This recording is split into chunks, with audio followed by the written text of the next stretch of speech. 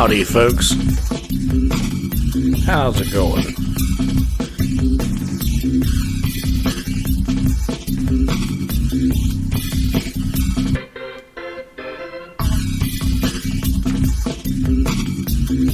I like that beat a lot. It's very repetitive, but I like it.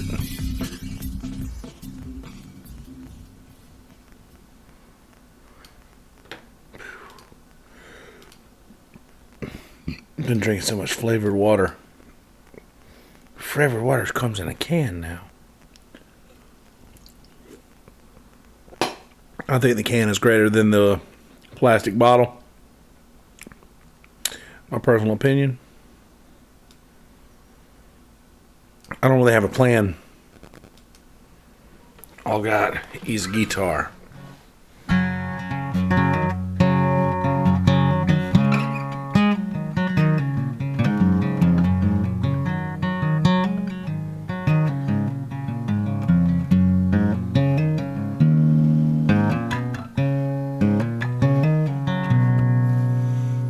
Yep.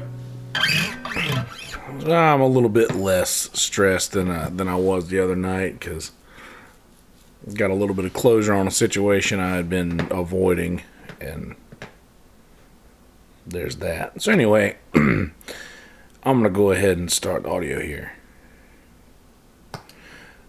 How's it going, guys? So yeah, I don't really have a plan. I have faith that I'm going to start talking and that something meaningful will come out just because, well, I got faith that that'll happen.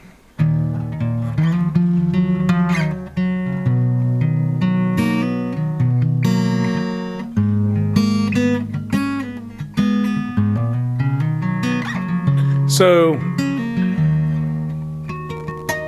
I slept super late today. I slept till probably 4 p.m. today, and that's kind of late for me. Usually I'm up. Usually early for me is like noon to 1. Like if I get up by noon or 1, then I'm, that's early for me.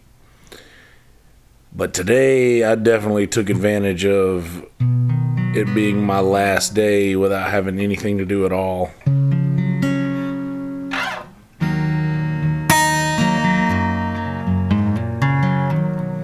I vowed that I would have my house clean by the time I went to bed tonight.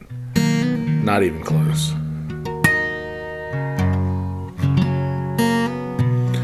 That being said, all I really did was walk around my kitchen and throw away all the crumpled up paper towels that I leave sitting around. My grandmother used to do that a lot. I remember thinking when I was a kid, why is there all these like balled up paper towels sitting around the kitchen? And my grandma would always do that. Like she would always leave them sitting there. Like if she washed her hands and dried off her hands with a paper towel, she would like leave it balled up sitting around. And I do that. So I do it with all other things. Like, well, I don't really throw a paper towel away unless I get all the use out of it. It's another thing my granddad did. I took a lot of the stuff from them, I would imagine. Do a lot of shit like they did it.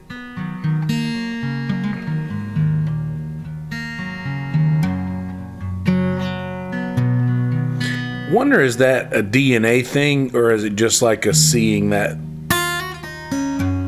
people do something like that all your life, that you just sort of adopt that from them?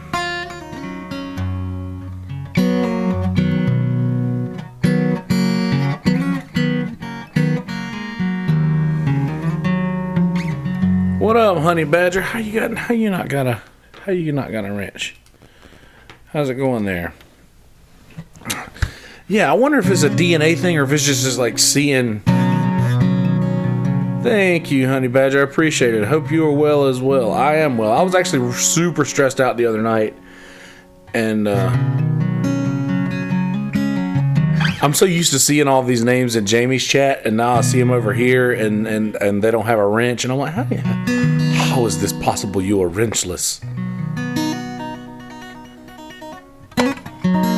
No problem, honey badger. I appreciate you stopping by while you could. But yeah, I wonder if it's like muscle memory, or like not necessarily muscle memory is probably the wrong word to say, but like if you just see somebody doing something all your life a certain way, that you sort of, I guess you sort of, what's this stuck on here? There. That you sort of adopt those ways of doing things. Like if you see somebody who stands and walks just like one of their dads, I'm pretty sure that's DNA. Pretty sure that's just the way things are supposed to go, but that wouldn't explain why I leave all of the paper towels sitting around, that I like used paper towels. What's up, Diving? How's it going there? I'll leave those sitting around the kitchen.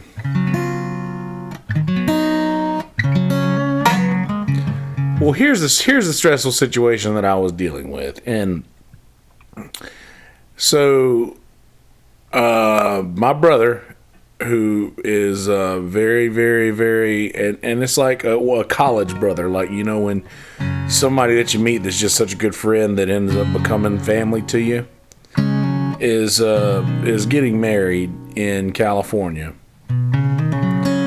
and I hate to hear that, Diving. I hope that tomorrow is one of those better days. And I'm sorry for whatever made this one not good. But I was... my brother is getting married in California.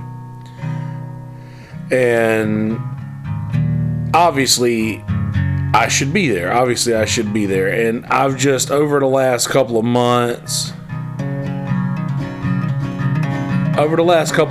I've kind of been making plans to be there, and I just started doing numbers, and this is the first year. I keep saying this is the first year. This is actually the second year that I've been like staying on top of my finances and trying to make sure that I have enough dollars to survive through the winter with my job, you know. And I'm just not going to be able to properly do that and also fund a trip to California, even if it's only for the day, and it's only for the if it's only for the wedding, only for the day. It just breaks my heart that I couldn't do it. But I felt like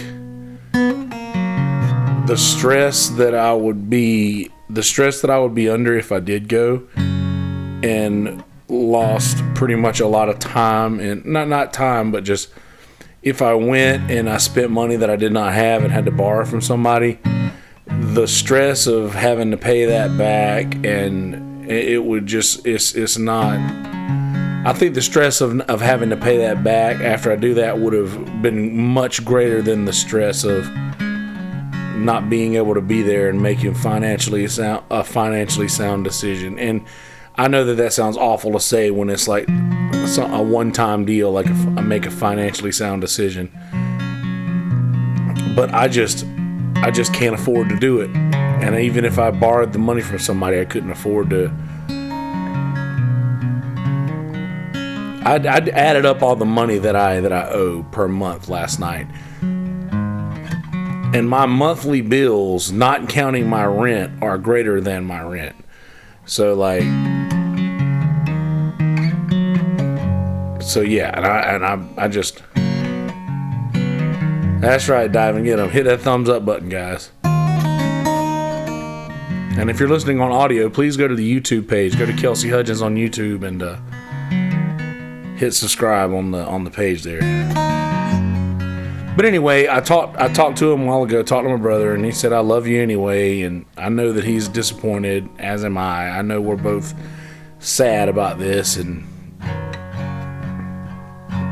like that I'm playing with a thumbs up. But it just sucks. Sucks that I've been making plans this whole time to go do that, and now I'm not going to be able to, but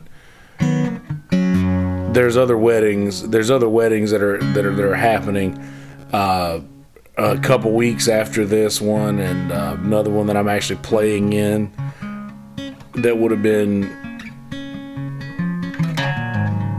2 days after his wedding. That is still going to be 2 days after his wedding. So the band had to cancel a gig a weekend to Boone, which is fine with me because the Boone trips are fun, but they do end up costing money to go. And I know I keep bringing up money a lot, and I'm not trying to make this all about that, but it's just, I mean, money's a thing that it takes to survive and it takes to live. So I mean, if it does end up costing us money to go to Boone usually, and Boone is in North Carolina.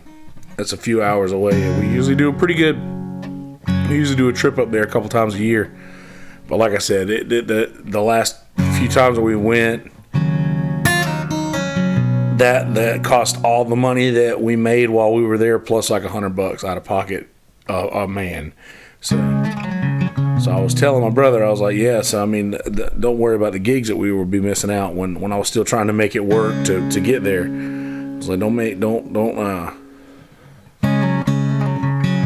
don't feel bad about the gigs we're gonna miss, because we would be losing money by doing these gigs anyway.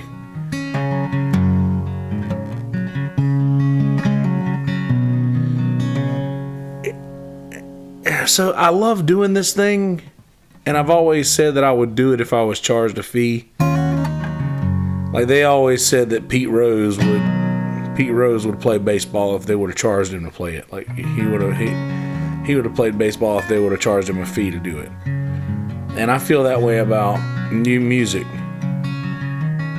Thanks for stopping by, Honey Badger. Good night to you.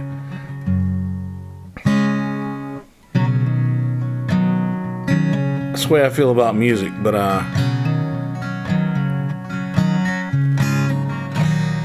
the thing is that right? Because I'm not doing it. If it costs me money to do, I try to get out of it. I've created a job out of what I love, and it's affecting me the way that most people's jobs affect them. After you do anything for a while, it gets old. That's probably why I'm still single, because I fear that I'll do that with a girlfriend too. I feel like I'll be with the same girl for a while, just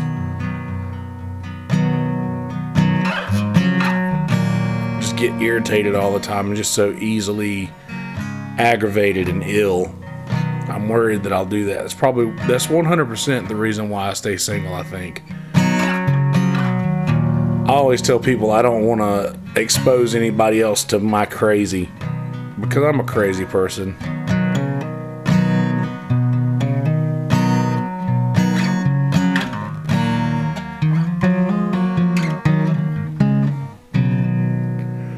There's a crazy story I could tell. I wonder if I should.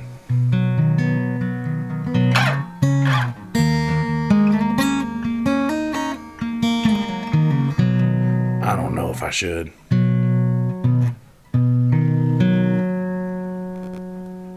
The thing's out of tune. Yeah, I should probably wait till a later date to tell that story. There's a really cool, interesting story about another reason why I'm probably still single and don't really try to go after a lot of prospects or try to hook up with anybody.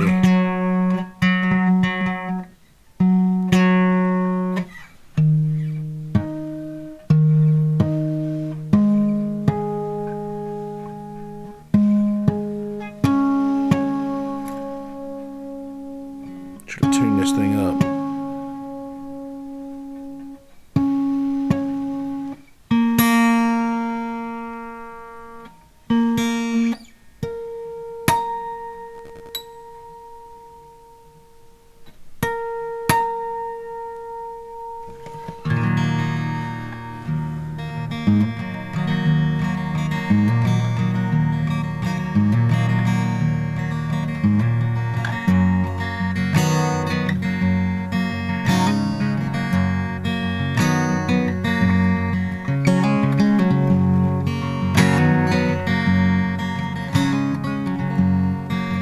Sorry, I'm thinking about this crazy story that I'm not going to tell you. And you know what?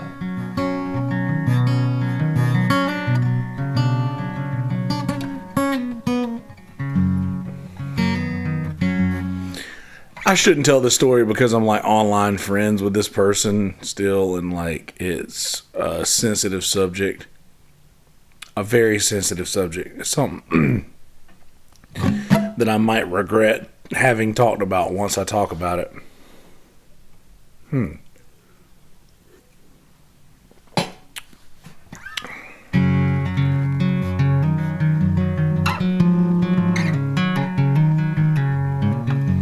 So, I don't try to hook up with people. I don't try to hook up with girls because the first sexual experience that I ever had, I had to explain in full detail to my parents several times. And that has kind of turned me off to the whole game. It kind of turned me off to it at an early age, and I haven't really tried to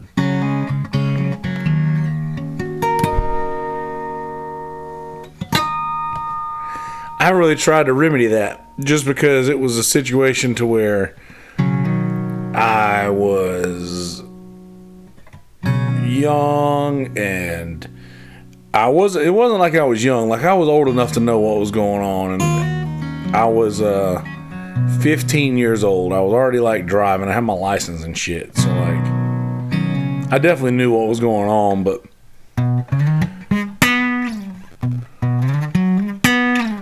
my mom heard about it, and I was telling my brother about it, and I don't know how it got to my mom, but she found out about it, and she made me tell the story over and over.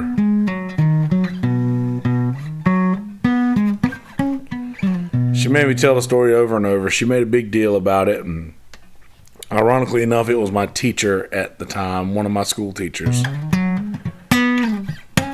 And she was, probably about, 8 or 9 years older than me. And we had a straight up relationship. Like, we were talking on the phone every night, like it was from a 15-year-old viewpoint, it was definitely a relationship.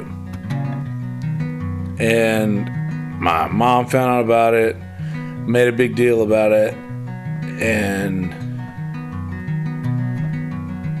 I had to explain the whole thing to her and to my dad and to my stepmom and my stepdad. I had to explain it to everybody. Like, I had to tell the story over and over to everybody. And I lost a lot of friends over it because, like, a lot of my friends at school, and this was at a Christian school, by the way, a lot of my friends were on her side and, like, trying to make it up to that I had lied about this thing and that I was making it up, and a lot of people felt that way. But then a few years later, I had one of my friends call me out of the blue and be like, dude, I just heard a story somewhere, and I believe everything that you ever said. Like, they had heard a story about this girl, this woman. And the shitty part about it was, this woman, she had a family and 2 kids, and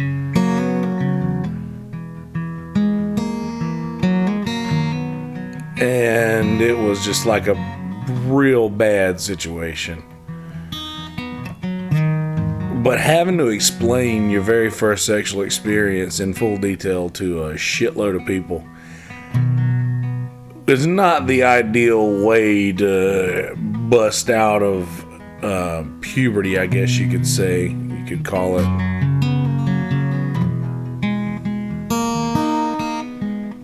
It was not ideal.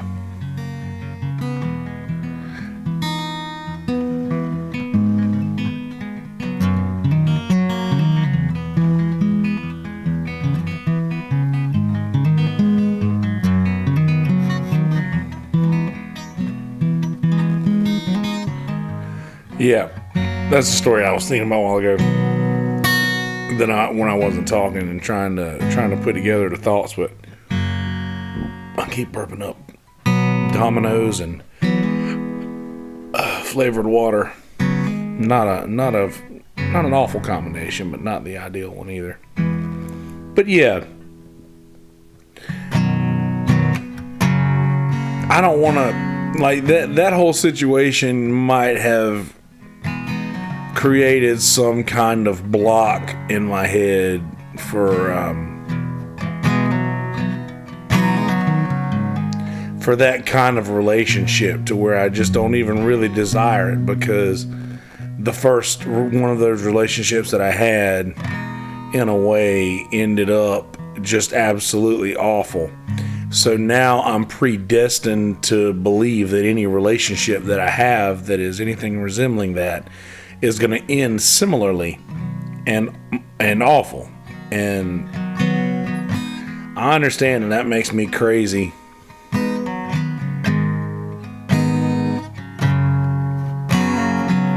But there may be something to that. I gotta put some new strings on this thing before tomorrow. Or just play the electric tomorrow night.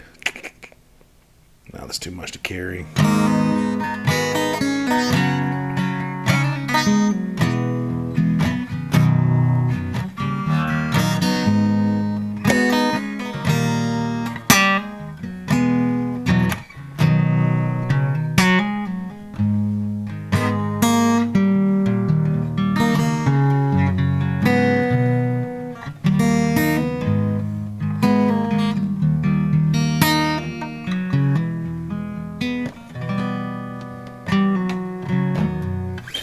What's funny is I always go back to the thought to where I'm like, I just wish I would have just went home that day. I'll play it out for you. So this was a Christian school I said that I went to. This school was next door to a church of the same name. This was in Bennettsville, South Carolina, and one of the teachers of the school, who, by the way, I believe one of the teachers of the school, one of these teachers was just like, had like a power trip. Like just wanted to be in charge, just wanted to be a leader of something, like just had that power trip about him. And could not be involved in something unless they were the leader of it. They didn't want to be involved in something unless it was theirs.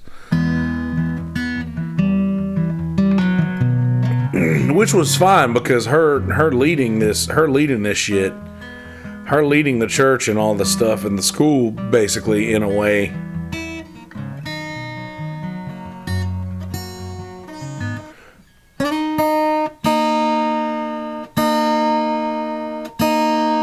her leading the school is what led to the Zebu Muntu tribe of dancers and drummers to come from Brooklyn, New York, and do an African drum and African dance, like a workshop for us.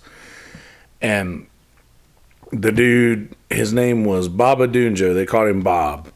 And Bob gave me the first djembe that I ever played, the first djembe drum I ever touched. I was probably, I don't know, 13, 14. And he gave me my first djembe drum that I ever touched, and taught me technique with the drum, and taught me how to, like, get tone out of the drum and everything. And these guys were in Dave Matthews Band video for Stay, Wasting Time. That's the one that's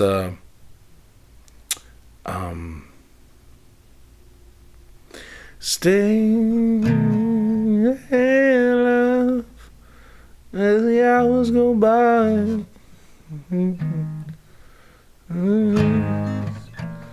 Go down on a stay. I can't find the chords. You're wasting time. Hours go by. something for the goodbye. Maybe you wanna stay for a while. Something like that. That Dave Matthews Band song that everybody knows. They were in that video.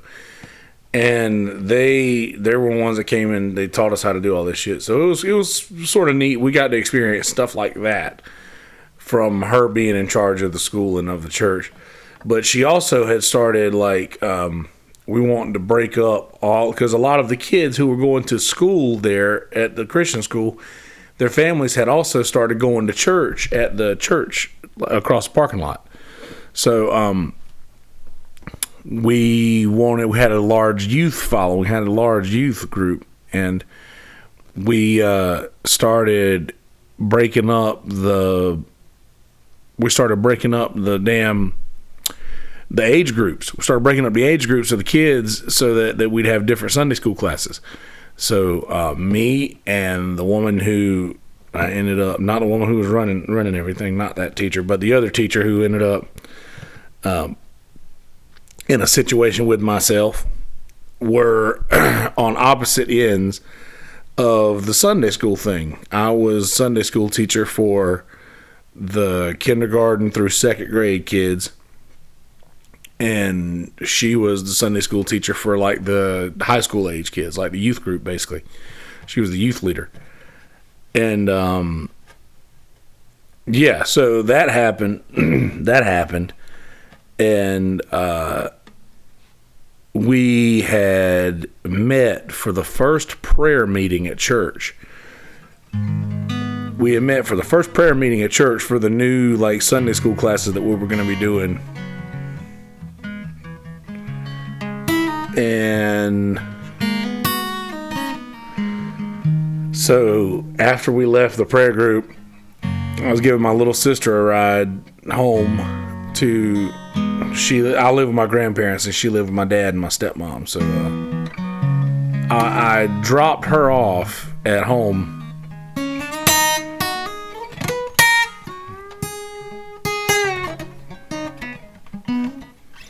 I dropped her off and I got a phone call from the other teacher and she was like, is there anywhere we can go? We need to go somewhere. Something needs to happen. Like she's losing her mind. Earlier that day, by the way, in the school, we had started making out, and like I was like, I'm not going through this whole story again because I told it enough as a fucking kid, but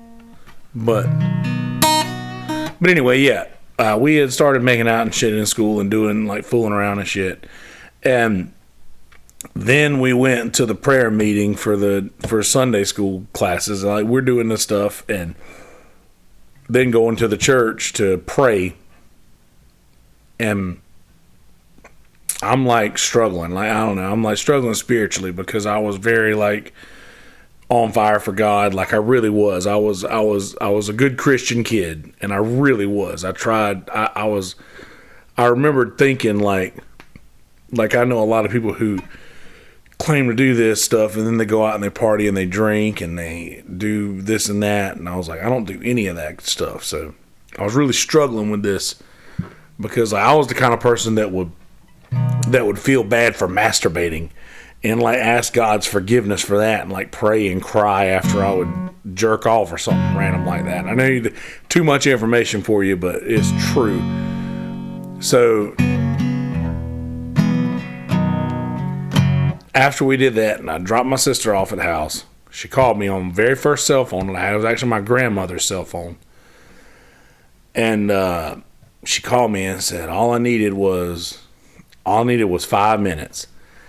And I was literally pulling into my house. Like I was turning onto my road to pull into my house when she called me. And all I needed was 5 minutes. I was like, all right. So we went down this random ass dirt road. I told her to meet me, and we went down this random ass dirt road. And did the deed. And I was freaking out that like these people living in trailers down this dirt road were gonna like be watching us and shit. But we were pretty far away, and we literally stopped in the middle of this dirt strip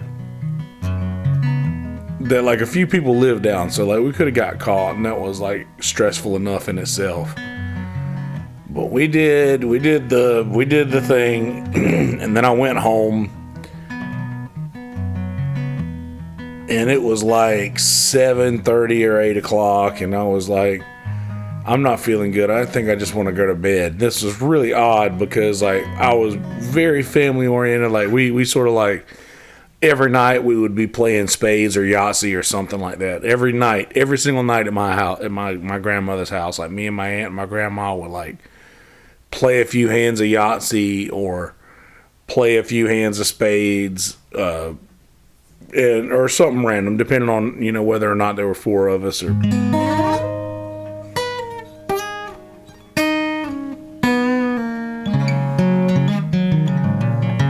so they knew something was wrong. They knew something had happened, and they just kept badgering me about it.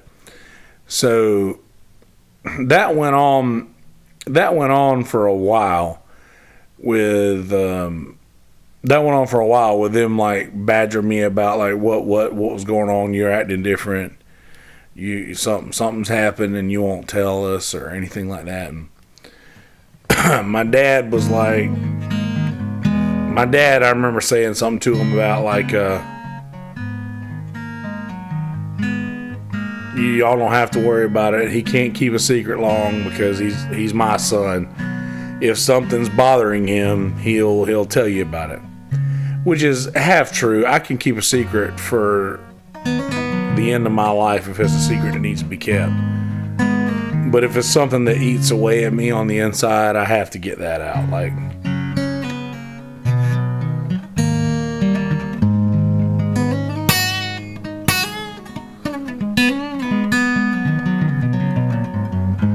so sure enough, I was telling my brother about it, and my mom's super nosy. She wouldn't let it rest until she found out what was going on too. And somehow she heard me and I think she heard me and my brother talking about it and made me tell the story. And I told her I just didn't want to go back to school because this was the thing. I didn't want to go back to school because she had just sort of like been hanging this thing over my head. Like she had just started giving me like bad grades out of nowhere, and like not like she was giving me good grades when we were involved in whatever it was we were involved in. But she just started like really fucking with me at school and calling me up to her desk all the time and making me sit next to her. And I was like, listen, this is wrong. We can't do this. Like, I don't like the way that this is feeling. I don't like the way this is going. And she kept telling me that she was going to tell the administrator or something on me and get me in trouble. Not even thinking that obviously she wouldn't do that because it would actually get her in trouble and not me because of obvious situations. She was like 9 years older than me, and I was technically underage. I don't know what South Carolina laws are. But anyway, yeah, so all that shit happened. She had started like making me feel awkward at school, and I'd gotten sick of that. And I think that's when I had started telling my brother about it, and my mom heard and came in and fucking made me tell the story. And then she was like, "You're never going back to that school again."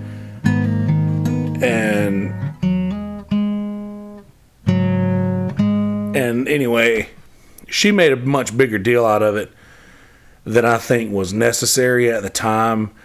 Like, she called my dad and like told them everything that I had told her. And just like, as a 15-year-old kid, like, you have to understand, like, I felt like at this point, like there was something wrong with me, like mentally a little off. Like I felt like I was a little off.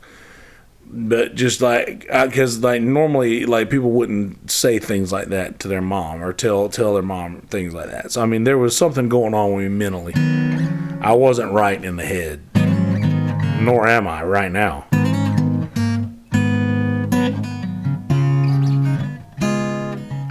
But anyway, I had to describe that whole story in full detail. I had to tell it to my mom once, and then she made me go and tell it to my stepdad in front of her again. Then I had the next day when it was time to go to school, I had to go to school and I had to explain it to the administrator of the school, in front of my dad, in front of my stepmom, I had to tell the whole story a lot, like a dozen times in that one day. Like, I had to tell it to my mom. Wanted to press charges, and they were like kind of everybody except for my mom was kind of laughing about it, because they were like, "Listen, man, like I know a lot of kids that would love to be in your son's situation, you know, just like," it was sort of like it was accepted like that. But the thing that really sucks about it, and the thing that really screwed me up, is that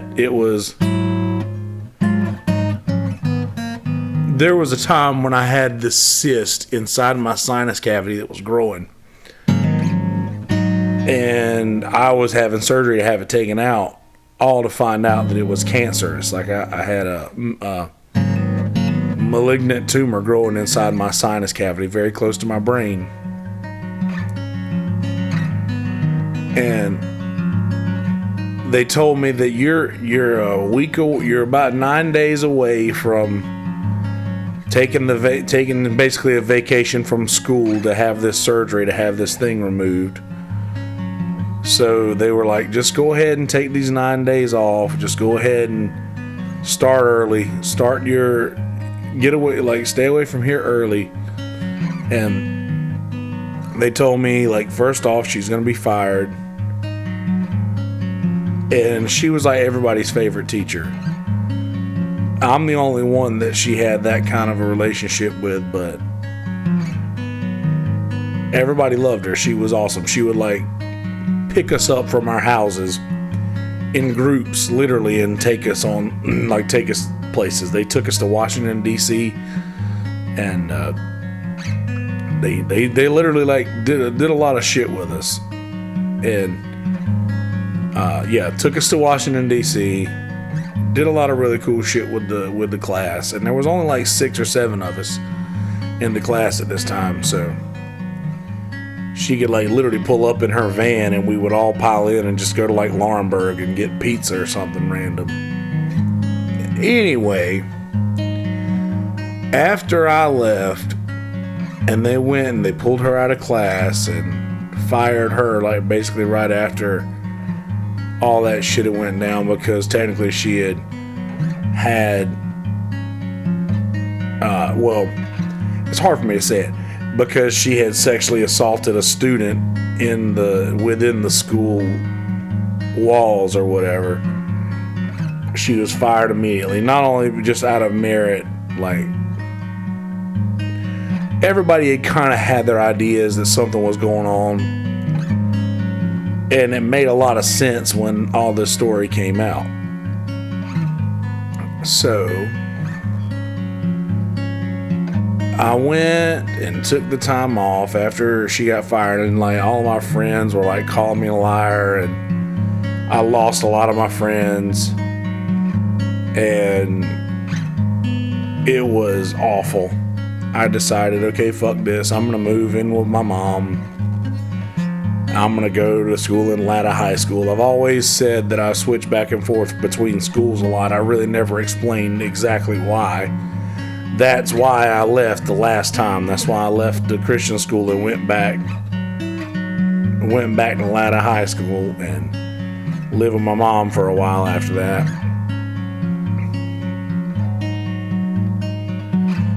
But the thing that really fucked me up was a few days after that, my dad, who is a minister in Bennettsville and very involved in the church, was a greeter at the door for this Christmas thing that was going on.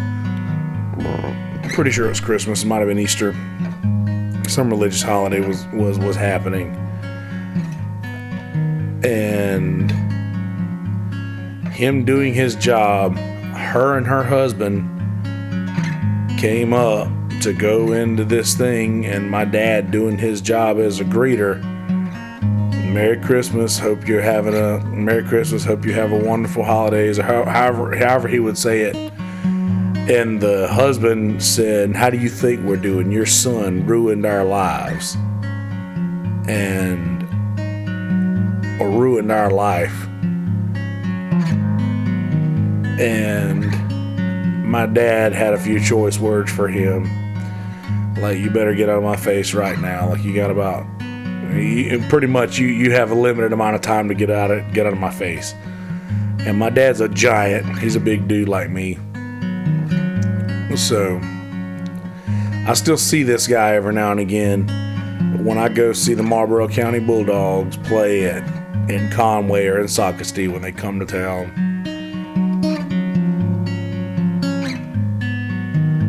I see him every now and again, and I just feel awful every time.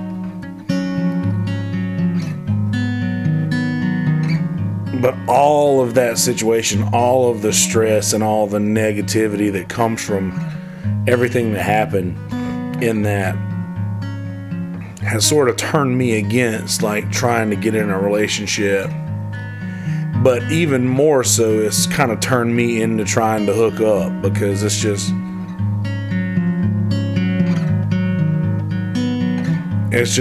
the risk reward is too high for me.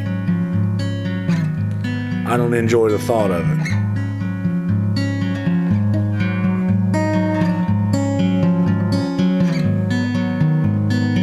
I know this one got really deep, and I apologize for that, but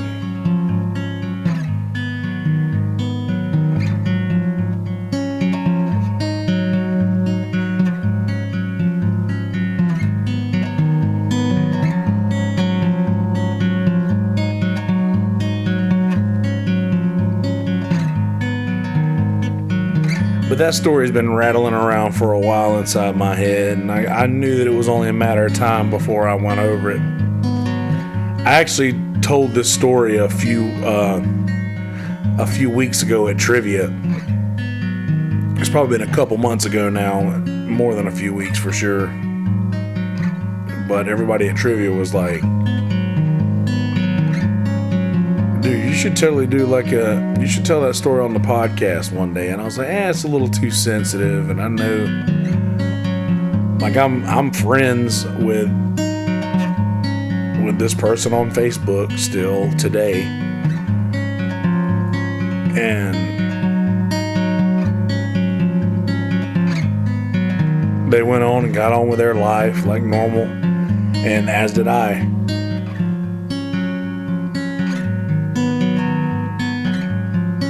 But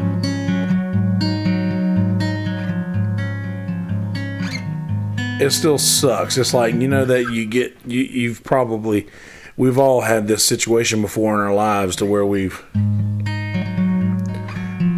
had something that just went on, and when you think about it, and it's like hot lava gets poured inside your head. You just feel awful about every thought that accompanies whatever that thing is. And this is one of those things for me, and I've never aired it out publicly like this. And it's time to air it out publicly. Can't believe I just told that story.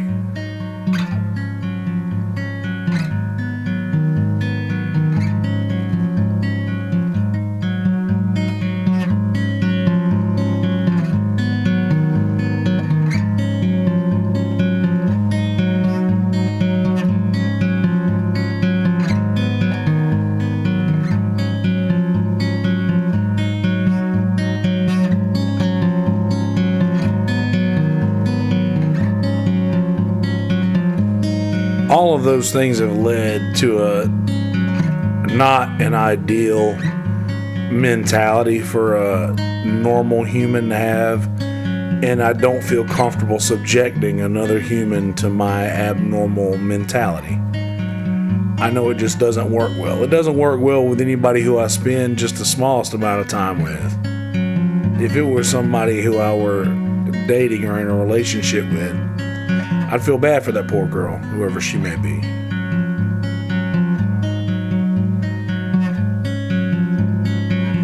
I also just kind of feel bad for just about every girl I've ever been in a relationship with.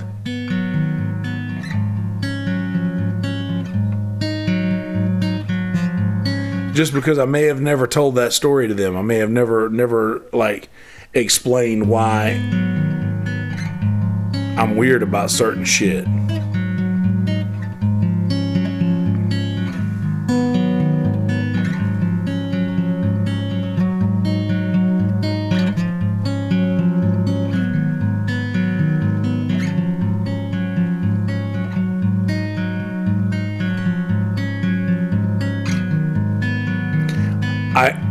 After a while, I would tell that story, and everybody's like, "Oh, dude, that's great, man. I had a teacher I would have loved to hook up with when I was in school." And I'm like, it's not what you think, buddy.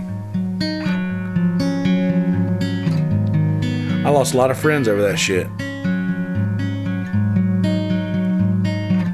A lot of people thought I was lying. A lot of people thought I wasn't being honest about this shit.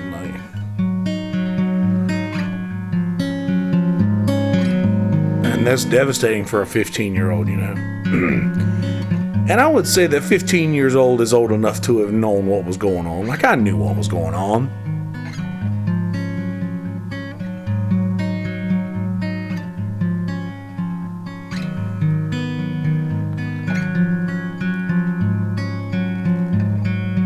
But was I, like, did I really know what was going on? Like, I think that I was just thinking in the moment. And I had no concern for the future at all. Like, I didn't care what was going to happen next.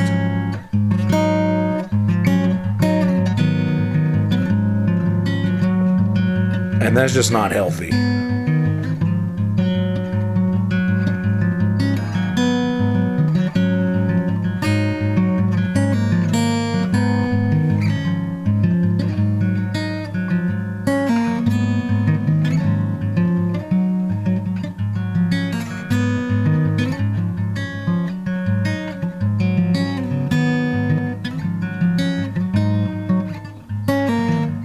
And there's still probably a half a dozen more stories like that I have. Not specifically like with sexual situations like that, but just things that have fucked me up in the long run, like for the long term, that I'm just too weak. I'm just too weak to talk about or bring up at this point. And honestly, like, this story has been on that list of stories for the longest time. What's up, D? Oh, nothing. I was just recapping a story of how I hooked up with one of my teachers when I was in high school, and how it kind of screwed up a lot of people's lives, and how I really didn't understand what was going on at the time. And honestly, all of this started just because I was like, I don't even try to date or try to hook up with anybody just because I don't want to subject them to my crazy. And then I started going into detail about why I feel like I'm crazy about, like, relationships and things like that, and just why I get so weird. And it's technically too, because this person, this teacher who I hot for teacher. Yeah, that's right.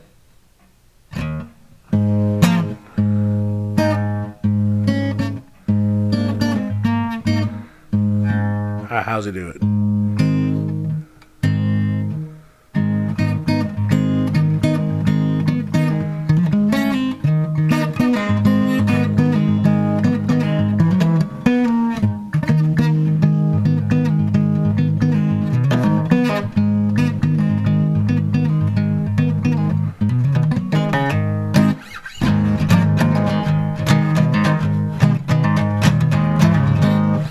But nah, yeah.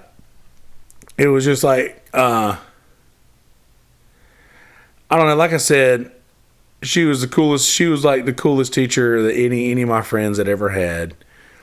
And a lot of people did not believe that she was capable of doing, and I'm not saying capable of doing something awful, like it was horrible, like it wasn't the ideal situation, but I was 15 years old, so it wasn't like I was an idiot, like I didn't know what was going on. Was it my first sexual experience? Yes. Did I have to explain it in full detail in front of my parents and school administrator and step parents and all that shit? Yes.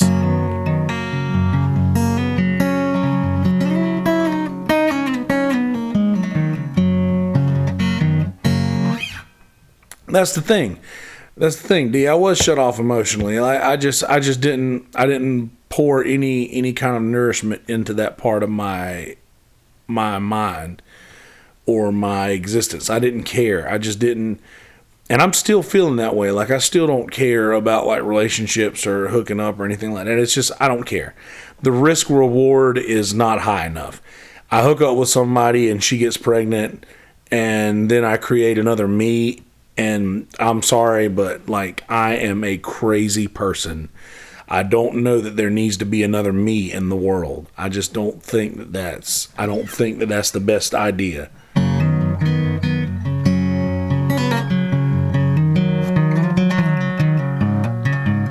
Shit, if it were just another me in the world that had me to give it the cheat codes, like, you kidding me? It wouldn't listen to me, but, like, shit, you kidding me?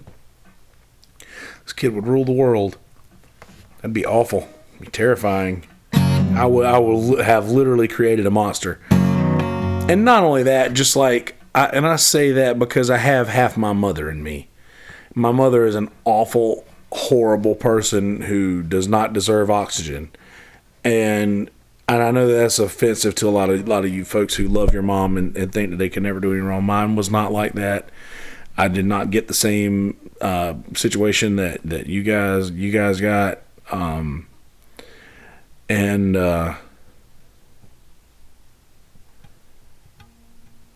Oh yeah, well, I was the same situation, D. I was 15 and she was 24, I think. And I definitely didn't act like a 15-year-old. I was definitely playing the part. Like I was like, I kind of just feel like I identify as a 24-year-old. I kind of feel like I identify as that. And this is all way back before you could identify as something else. Like I might have started that. But seriously though, I was just like, I just know the ramifications, and I know that I have half of my mother in me, and I do not want to be that psycho parent that my mom was. And then I end up having a child that doesn't want to talk to me, like I don't want to talk to my mom. I don't ever want to do that, and I know that I'm half her.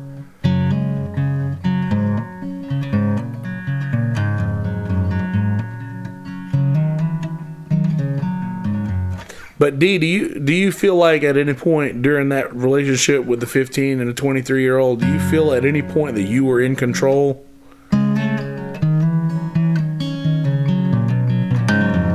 Did you ever feel like you were in control of it? Because looking back, I feel like I thought I was in control, but I really wasn't.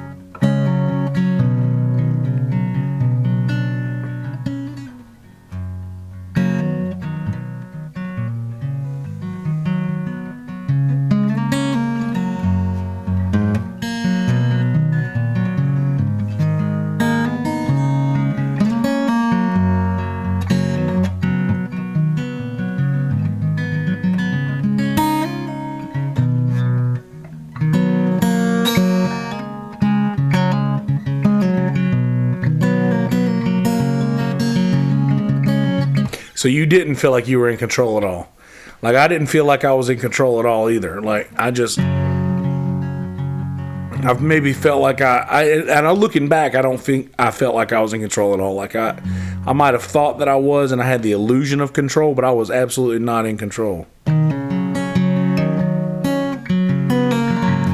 That's what I'm saying too, D. I'm still Facebook friends with this person, and I just realized that it was something that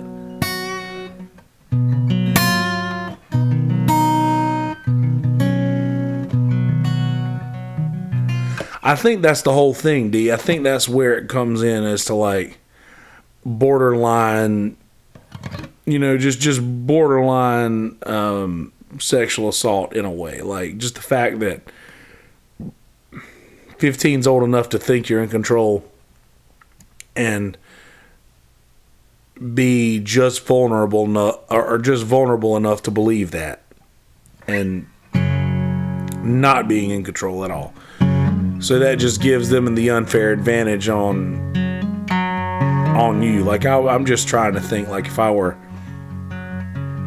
dated a girl who was 16 when I was 20. And like we did nothing at all, like nothing out of the ordinary. And matter of fact, I completely waited until she was 18 years old until we actually did anything sexual at all. And we dated. She had just turned 17. Like I met her when she was 16 and I was 20. I had just turned 21. She had just turned 17. And we had started dating whenever I was 21. But she used to come into Starbucks all the time.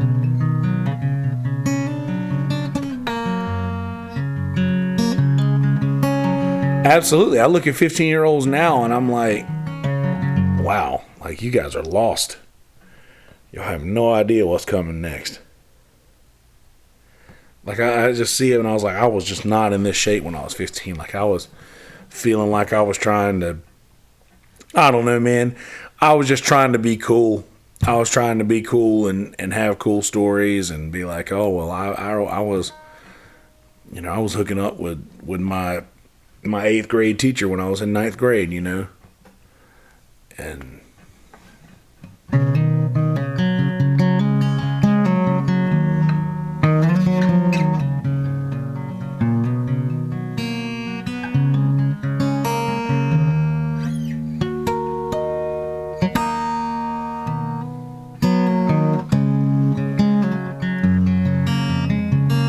so you've always had a thing for the older men, huh, D?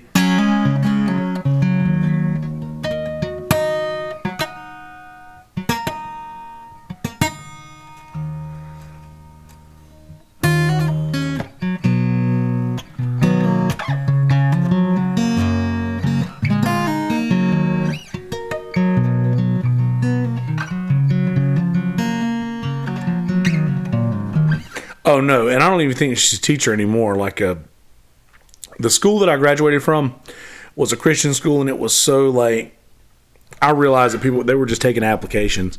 Like, if somebody wanted to be a teacher, they could just come in and be a teacher. And it was not recognized by the, like, I think in the state of South Carolina, you have to have a certain amount of credibility as a teacher before you can actually teach for South Carolina schools. This school did not have to fall under those guidelines. It was a Christian school, and anybody could do, like, you do anything. Like, it was one of the people who came and took her job after she left was a buddy of mine who was like a year older than me. I think he was 19. 2 years older than me. He was 19 when he started teaching. He took the job of the teacher who got fired inevitably because of the story that, because of what happened between us. And he was like, I ended up hanging out with him. He's a cool guy. I partied with him at his house. We used to go to, when his parents would leave town, me and him and a couple other folks from our class would just hang out and party with him. He was a cool dude. Oh yeah, well that would explain it. So was that D here, for those listening on audio, saying she was surrounded by older men, had a fake ID when she was 15. Yeah, I mean, I'm sure there's a lot of that stuff going around in the 80s. But see, that's sort of how everybody sort of accepted this, except for my mom. Like everybody around us was like, this is just sort of thing that happens. You just got to move on with it. Like this sort of thing happened a lot, to where a shy teacher would leave a love note on on a pretty girl's desk back in the 60s or 70s or something like that. And, they would end up getting married, after graduation. And as a matter of fact, I know a few people who, one of my ex-girlfriend's friends ended up dating one of the assistant teachers, like after she graduated or whatever. And like, if I'm not mistaken, they may have ended up getting married and having kids and shit. And apparently that kind of thing happened back then, but it was just a different situation, because this happened in like 2002, 2001, 2 or 3, like somewhere around there. Shit, when was it? Oh fuck, no, this was like definitely 2001. I think this happened like in 2000, like right after 9/11. So you got that kind of shit going on in the world, and not after 9/11, everything changed.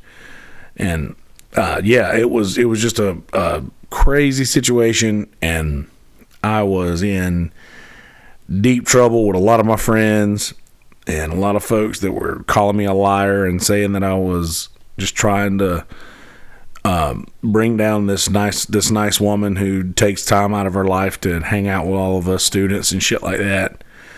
And I don't know, I lost my best friend over this shit. Like, a band we were in broke up, and then a few years later he called me out of the blue, hadn't talked to him in forever, and he was like, I believe every word that you said, because I just heard, I don't know if it was some crazy thing, like he was listening to the radio and she called into the radio station and told the story anonymously, like this very story, told it anonymously. And he was like, I just heard somebody tell the exact same story that you told. But, oh yeah, 100% D. 80s, it wasn't frowned upon at all for something like that to go down. And but I wonder when that changed, like when it was, and the guy who told us that was he was like the magistrate or something like that. I don't know. It was somebody that told us that, where he was like, yeah, people, yeah, a shy teacher used to always, drop a note on a pretty girl's desk or something like that. But that's right. I felt that way about him. I was like, fuck them, and I left the school. I left that school and went and moved back in with my mom and started going to a different high school for a little while, and met a new group of friends. And then just after that, I was just like, I don't know. I was freaking out over like, I didn't do anything close to sexual after that for like 3 more years. And just even after that, it just wasn't enjoyable for me, just because anytime I get, and it's still to this day, anytime I have anything like that come up, it just takes me back to that same spot where I like feel like I'm doing something wrong, because the first time that it ever happened, it actually was wrong that I was doing it. And I just, now I feel like anytime consent, like no matter what level of consent I receive, I feel like I'm doing something wrong. Like, I feel like I shouldn't be doing what I'm doing. Like that I'm, I don't know, just taking advantage of somebody just because I guess I was taken advantage of. And I don't know. I don't know how I feel about it. It's just, it has not been good to me over the years mentally. And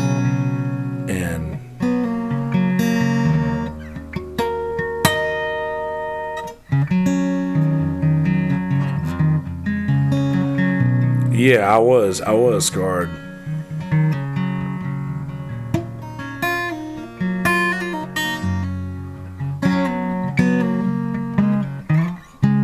And it actually came to a point of like, I did get PTSD in a way, but it got to the point where it was like, I would get made fun of because I wouldn't like make a move or anything like that. And I'm like, y'all don't understand. Like, I could go down this road and tell you this whole story, but then it would kill the entire mood. But like, you're right. I don't try to make a move, because it's not worth it for me. I don't care about that shit. Like, I know, like, to you this might be something awesome, and you might end up hooking up with and I say not to you personally, but I mean just to most people, they just might enjoy hooking up, with different people all over the place, and just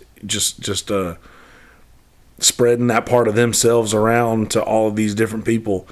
And that might be cool for them, but that's not cool for me, because I experienced this shit way too early and got enough of it. Like, I was just like, listen, I just don't care. I don't care anymore. It doesn't matter to me. I'm fine being alone. I'm fine being by myself.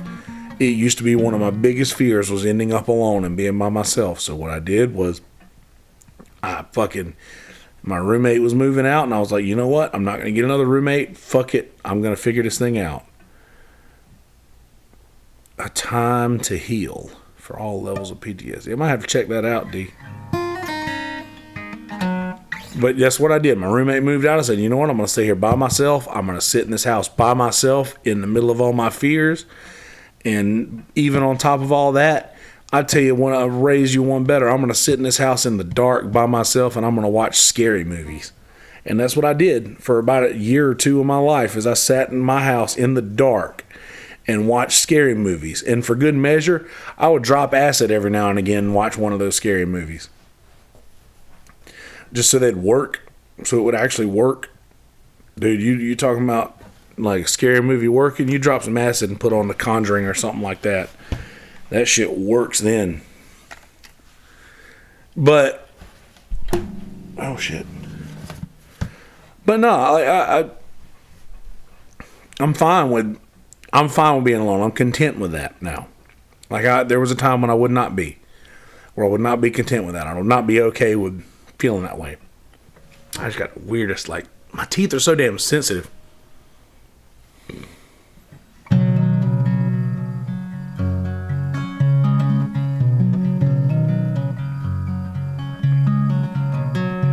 I'm in the same boat, D. I haven't had many sexual partners for a musician.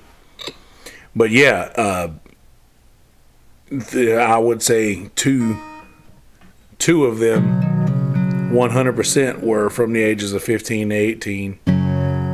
And they both were, one of them was 9 years older than me, and the other one was about 15 years older than me, actually. I can only imagine that comment is for the acid and horror movies. Fuck that, she says.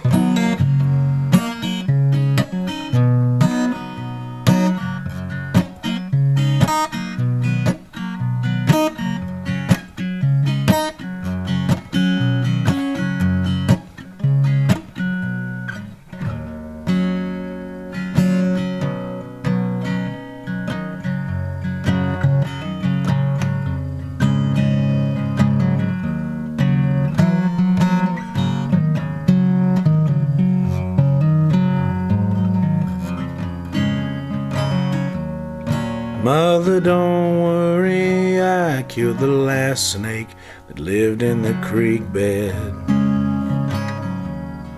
Mother, don't worry, I've got some money I saved for the weekend. Mother, remember being so stern with that girl who was with me. Blood on the floor and fleas on their paw, cried until morning. So may the sun rise, bring hope where it once was forgotten. Suns are like birds flying upwards over the mountain.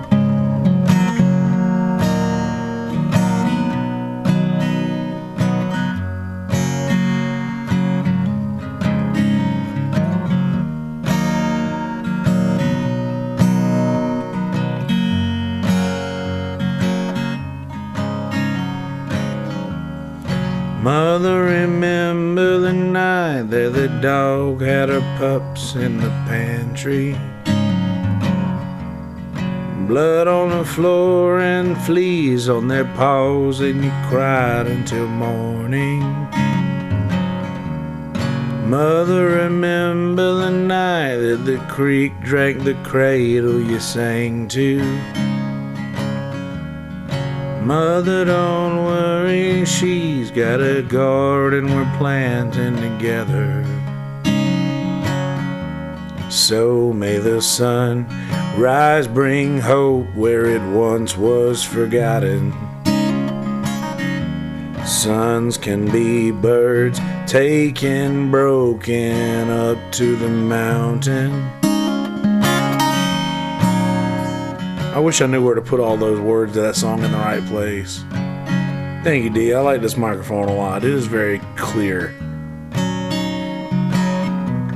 The only thing that sucks about it is because it's so clear, it's very susceptible to like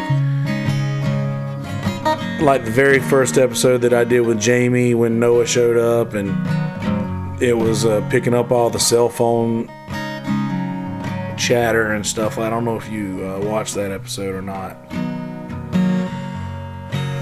But yeah, just shit. I had no plans on what this episode was going to be about when I first started, so it's crazy that this story that I've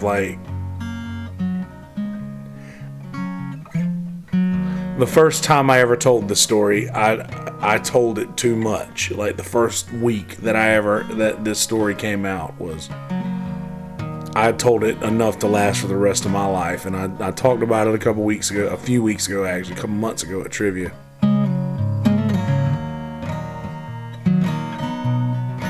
Yeah, I saw that. Like, I thought about that. Like, how does an adult, I love Jamie, how does an adult grab two left shoes?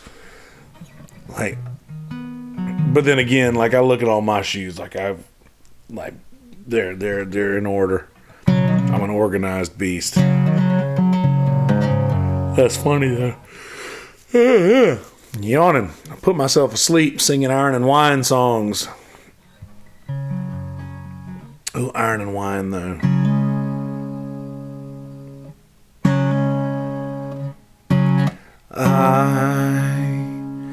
I'm thinking it's a sign that the freckles in our eyes are mirrored images, and when we kiss, that's too low. Let's go from, let's see.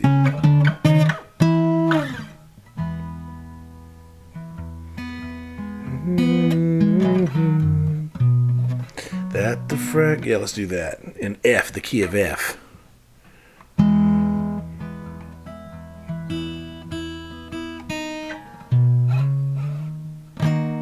That's right, D. I guess I was a groomed, horny kid. Yeah, that's right. I'm thinking it's a sign that the freckles in our eyes are mirrored images, and when we kiss, they're perfectly aligned. And I have to speculate that God himself did make us into corresponding shapes like puzzle pieces from the clay. And true may seem like a stretch, but it's thoughts like this that catch my troubled head when you're away and I am missing you to death. And when you're out there on the road for several weeks of shows, and when you scan the radio, oh, I hope this song will guide you home. They'll see us waving from such great heights. Come down now, they'll say. But everything looks perfect from far away. Come down now, but we'll stay.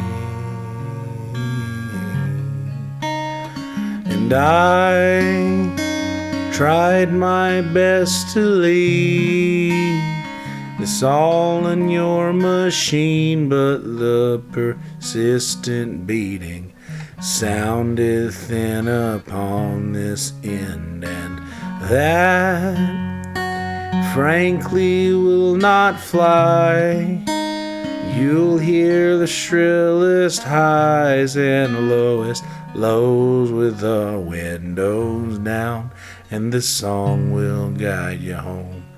They will see us waving from such great heights. Come down now, they'll say. Everything looks perfect from far away. Come down now, we'll stay.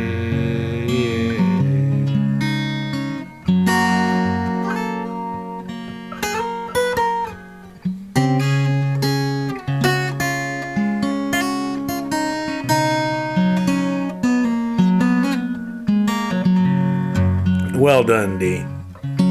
You know what I say, is this a shitty soldier that won't fight in a bloody war?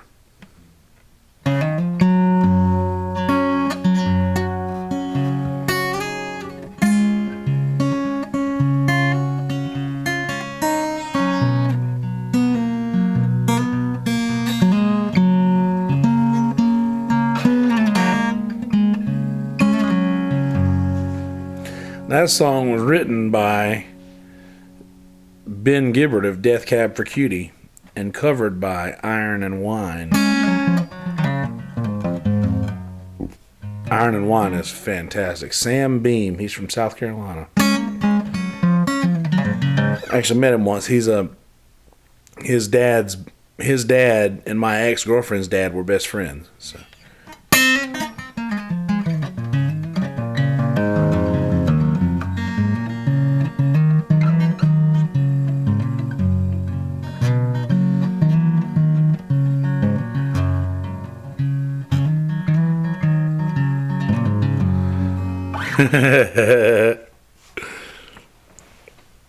That's funny. It's a shitty soldier that won't fight in a bloody war.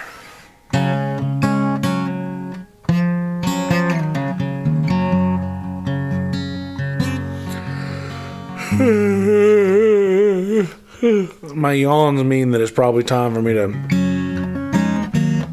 I was late getting this one out. I was just borderline to getting online and being like, sorry guys, I'm just feeling not myself right now. I'm just not feeling like being in front of the camera and blah blah, make an excuse to not do it. And I was like, you know what?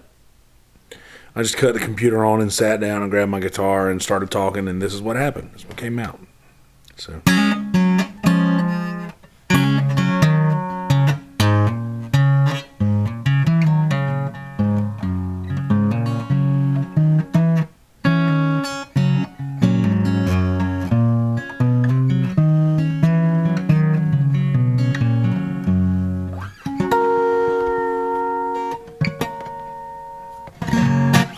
So I guess what I'm saying is that sometimes there is something in your head, there's a story in your head or something that you need to purge and something that you need to get out of your head, and it will get out no matter what you try to do to keep it in, it will get out.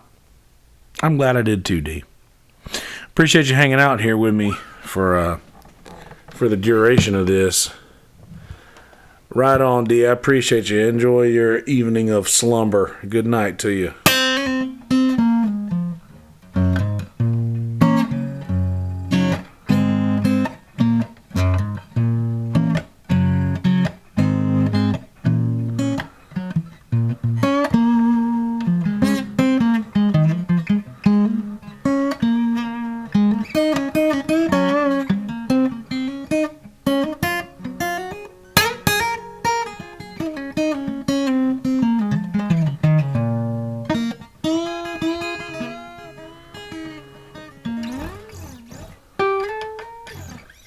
Clapton lead there to get you out of it. I'm going to let you guys, audio folks, good night to you, D. Good night to you, audio folks, or good day to you, however, good lunch to you, whatever it is, whatever time you listen to this, good whatever you're about to do next to you.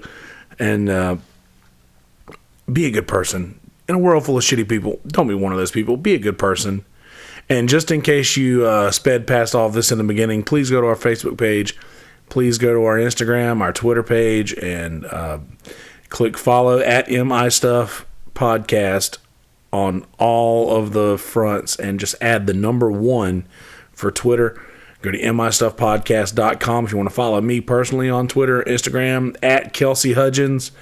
That is at KELSEYHUDGINS on Twitter, and Facebook. Find me, Kelsey Hudgens, on Facebook with the clown face. And at Yonder Wizard, YONDERWIZZERD. I spell it a little different, but that's the way I like to do it. So, yeah, that's that. Do that. Also, go to the YouTube, Kelsey Hudgens, KELSEYHUDGINS, just like I just spelled it a while ago. You could have just rewinded it, but I'm going to save you some trouble there. Just spell it again. I know how to spell it, damn it. I'm proud of that. I knew how to spell it ever since I was 5 years old. Maybe before. But anyway, yeah, go to the YouTube page. Check the description if you guys want to help us out a little bit. Drop us a little something in the tip jar. Drop us a little something in the GoFundMe. Not necessary, but if you... It's not necessary, but if you want to help out, we're definitely going to have expenses coming up over the next month. So we've got this month of Podomatic paid for. There's $50 a month. Brother Jeremiah Latimer sponsored this month of Podomatic. So, yeah, there's that. I'm going to go ahead and let you get on with your day. I love you. I mean it. Peace, bitches. Hang tight, YouTubers. Let's do this intro thing. Hey, guys. How you living? Are you doing well? Good. Glad to hear that.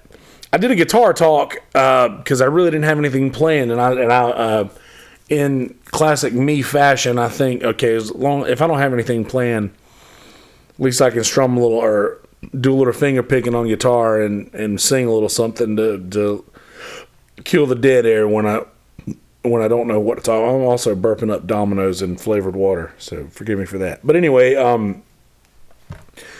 so in not having anything to talk about, my brain wandered to a story that I told at trivia a few weeks ago, or a couple months ago, and it involved a very touchy subject that I've had in my mind for a very long time, something that went on between me and one of my teachers when I was in high school that I just had a hard time talking about and had a hard time opening up about, and it was actually a very personal episode. So if you're hearing this one, it's you're getting to hear something honest and pure and personal, and just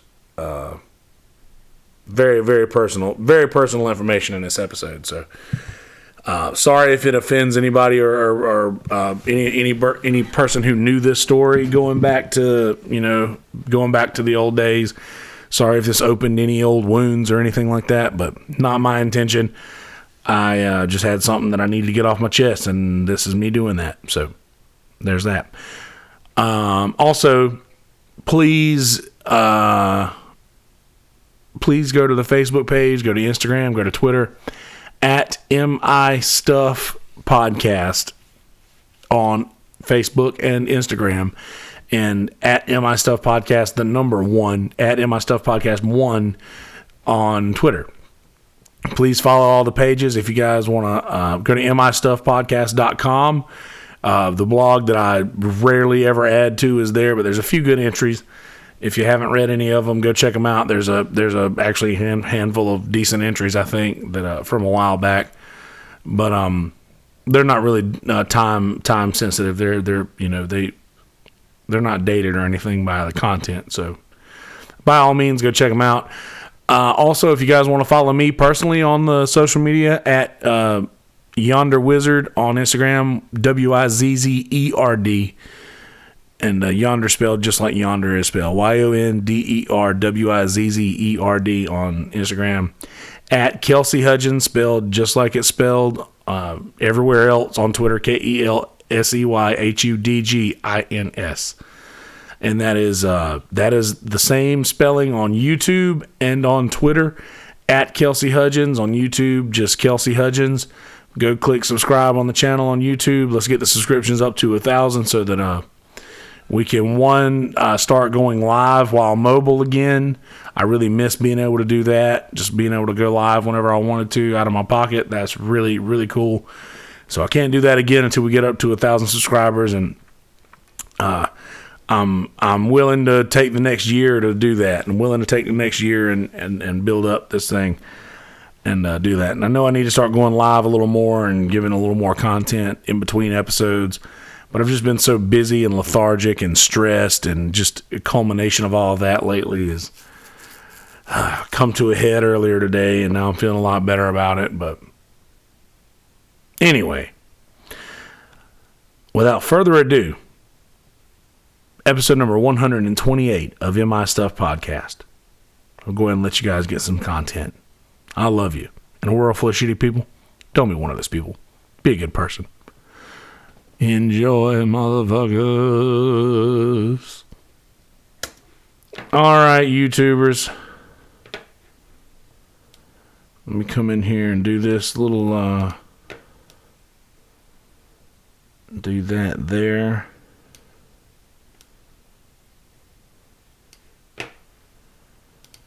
And actually, if you guys want to,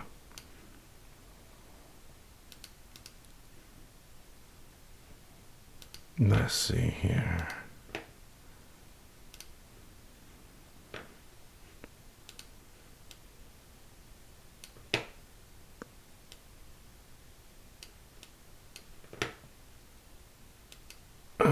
There we go.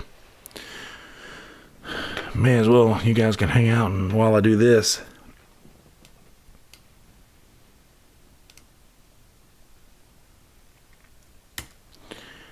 copy that. Go here. Create a stop down here. Create a fade out there. Fade out to there. Then come down here. So that guarantees to stay silent. Let's bring this down to this point here.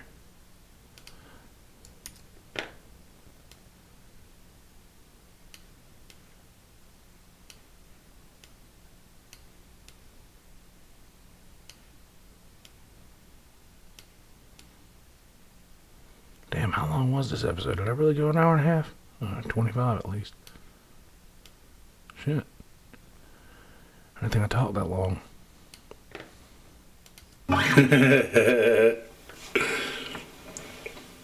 That's funny. It's a shitty soldier that won't fight in a bloody war.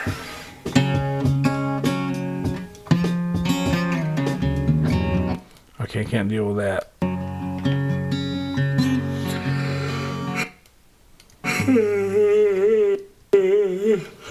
My yawns mean that it's probably time for me to... When do I put the guitar down? I can't have two different kinds of music playing at the same time. I was late getting this one out. I was just borderline to getting online and being like, sorry guys, I'm just feeling not myself right now. I'm just not feeling like being in front of the camera and blah blah. Make an excuse to not do it. And I was like, you know what?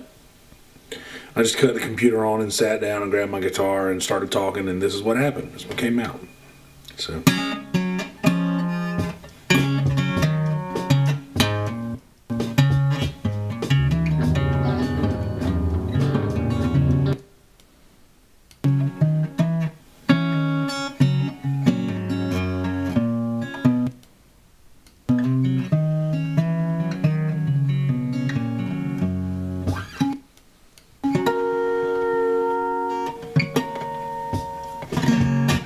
So I guess what I'm saying that sounds like an ending.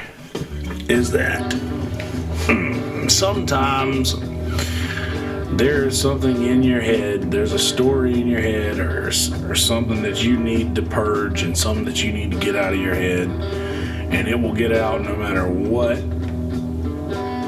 you try to do to keep it in, it will get out. I'm glad I did 2D. appreciate you hanging out here with me for the duration of this. Right on, D. I appreciate you. Enjoy your evening of slumber. Good night to you.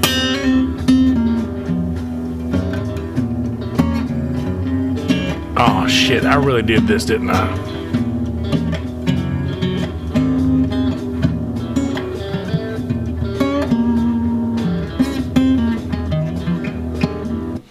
I don't want that there. I'm gonna cut that out. That you need to get out of your head. Me for the duration of this.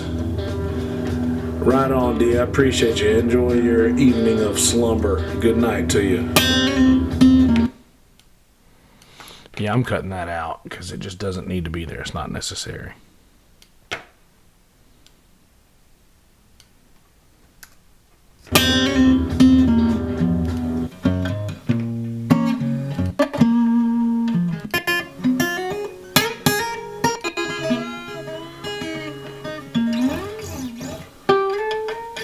Little Eric Clapton lead there to get you out of it. I'm going to let you guys audio. Clapton lead there to get you out of it. I'm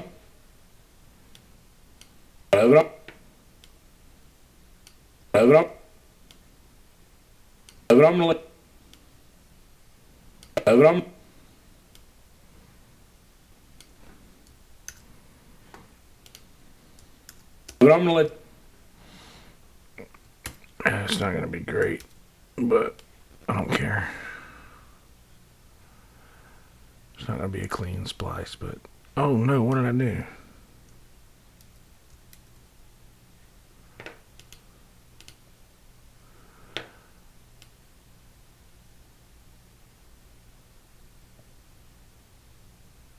Oh, I was clicking the wrong one. There's the right thing to do. Appreciate you. Enjoy your evening of slumber. Good night to you. But I'm going to let you guys, audio folks, good night to you. Actually, I'm going to just take this whole thing out. Good night to you. Good night. Enjoy your evening of slumber. Good. Highlight that right there. Editing work. Evening of slumber. Good night to you, D. Good night to you, audio folks, or good day to you, however, good lunch to you, whatever it is, whatever time you listen to this, good whatever you're about to do next to you. And be a good person. In a world full of shitty people, don't be one of those people. Be a good person. Yep. And just in case you sped past all of this in the beginning, please go to our Facebook page. Please go to our Instagram, our Twitter page. Add the number 1 for Twitter. Go to mistuffpodcast.com if you want to follow me personally on Twitter, Instagram, at Kelsey Hudgens. That is at KELSEYHUDGINS on Twitter and Facebook. Find me, Kelsey Hudgens, on Facebook with clown face. And at Yonder Wizard, YONDERWIZZERD. I spell it a little different, but that's the way I like to do it. So, yeah, that's that.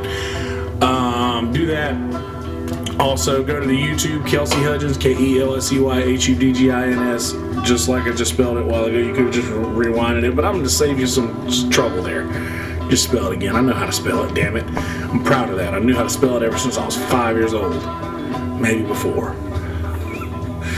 But anyway, yeah, go to the YouTube page, check the description. If you guys want to help us out a little bit, drop us a little something in the tip jar, drop us a little something in the GoFundMe.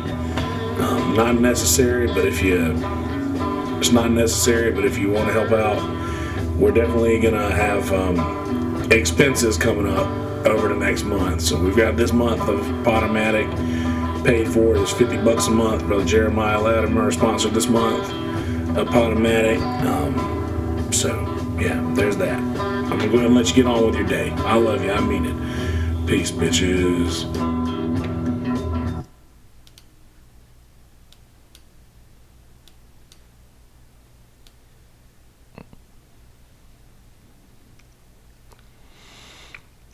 Bring this up into this right here.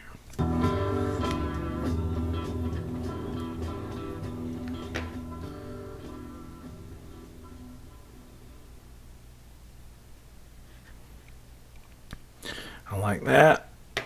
Now let's hear this.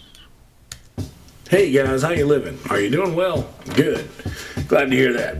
I did a guitar talk because I really didn't have anything planned, and in classic me fashion, I think, okay, if I don't have anything, I'm a lot better about it. But anyway, without further ado, episode number 128 of MI Stuff Podcast. We'll go ahead and let you guys get some content. I love you. In a world full of shitty people, don't be one of those people. Be a good person. Enjoy, motherfuckers.